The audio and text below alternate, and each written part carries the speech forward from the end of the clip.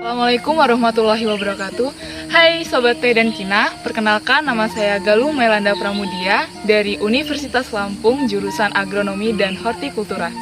Sebelumnya, kalian pernah tidak mendengar mengenai taksasi teh dan bagaimana cara mengerjakan kegiatan ini?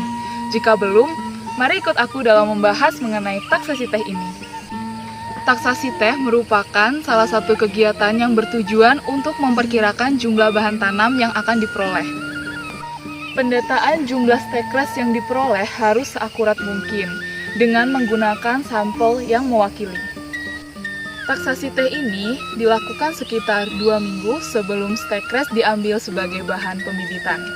Kegiatan taksasi ini dapat menunjukkan potensi suatu tanaman yang akan dikembangkan nantinya. Untuk memudahkan pemahaman kita mengenai taksasi teh ini, mari ikut aku dalam melakukan kegiatan taksasi teh di Pusat Penelitian Teh dan Kina. Tanaman teh yang ada di samping saya ini merupakan tanaman teh yang bisa dilakukan dalam proses taksasi teh. Nah, ini merupakan stekres yang telah dilakukan taksasi. Jadi dalam satu stekres ini terdapat satu entres, yaitu dari bagian batang sini sampai batas batang sini.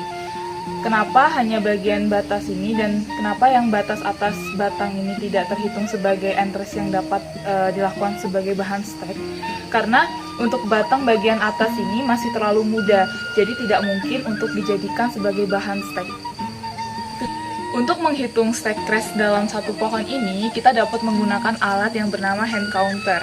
Dengan cara nanti dipegangnya seperti ini, lalu kita pijit.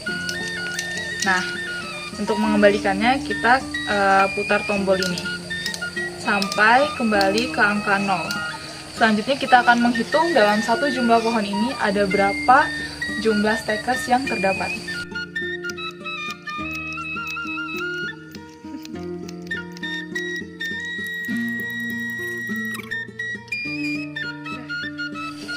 Nah, setelah dilakukan perhitungan jumlah stekres menggunakan hand counter, diperoleh jumlah stekres yang dapat dijadikan bahan tanam stek adalah 93 stekres.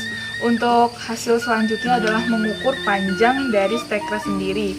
Kenapa pengukuran panjang ini harus dilakukan? Karena untuk memperkirakan berapa jumlah entres yang akan diperoleh nantinya. Sebagai contoh, kita mengukur panjang stekres yang ini aja. Diukur dari pangkal batang hingga ke pucuk daun. Untuk panjang batang stekres yang baru saja kita ukur memiliki panjang 14,5 dengan bagian entres yang dapat dijadikan bahan tanam sebanyak 1 entres.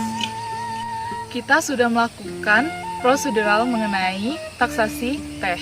Sebenarnya taksasi teh ini merupakan salah satu bagian dari kegiatan perbanyakan teh. Perbanyakan teh dapat dilakukan melalui 2 cara, yaitu melalui cara vegetatif dan juga generatif. Di Pusat Penelitian Teh dan Kina sendiri, perbanyakan tanaman teh lebih banyak dilakukan melalui cara vegetatif karena dinilai lebih cepat dan efisien. Selain itu, dapat memenuhi kebutuhan bibit tanaman teh yang banyak dan juga memiliki sifat keunggulan yang sama dengan induk pohonnya. Sedangkan perbanyakan generatif sudah jarang dilakukan, karena perbanyakan generatif sendiri cenderung memerlukan waktu yang cukup lama. Selain itu, perbanyakan secara generatif akan menimbulkan varietas genetik yang tinggi, sehingga akan berpotensi menghasilkan hasil produksi yang rendah. Sekian kegiatan taksasi teh kita kali ini, mudah bukan? Semoga kegiatan yang telah kita lakukan hari ini dapat bermanfaat. Sampai jumpa di lain hari dengan saya. Wassalamualaikum warahmatullahi wabarakatuh.